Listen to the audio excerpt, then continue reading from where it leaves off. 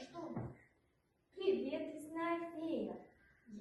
Смотри, что я нашел. Это новая игрушка, пластиковая бутылка. Она так блестит и такая красивая. И с ней очень прикольно играть. Я ее катать люблю. Ежик, это не игрушка, это мусор. Он не должен быть в лесу. Бутылки, пакеты, пластик. Все это очень вредно для нашей природы. Мусор? Я думал, что это очень важное. Как же так? Лесная фея, а я не знал.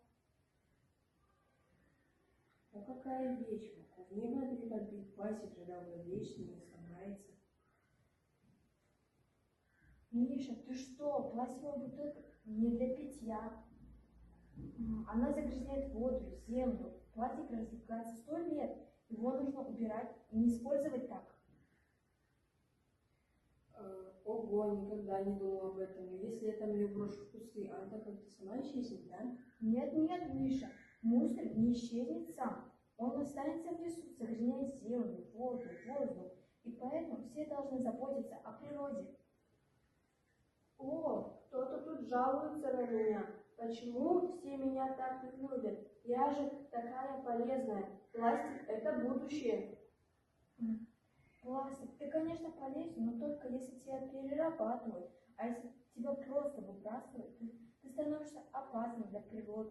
Ты не разлагаешься, а ты загрязняешь все вокруг. Ой, не знал. Но а что мне делать, если я уже попал в лес? Мы можем собрать и отнести тебя в переработку. Там теперь тебя перерабатывают и станешь чем-то полезным. Новой бутылкой или игрушечкой. Я могу помочь, я ведь большой, меня все увидят. Я буду следить, чтобы весь лес был чистым и без мусора. Отлично, друзья. Если с каждым из нас будет следить за чистой, собирать мусор и правильно его утилизировать, наша природа будет красивой и здоровой. А я обещаю больше не загрязнять лес. Мне очень стыдно.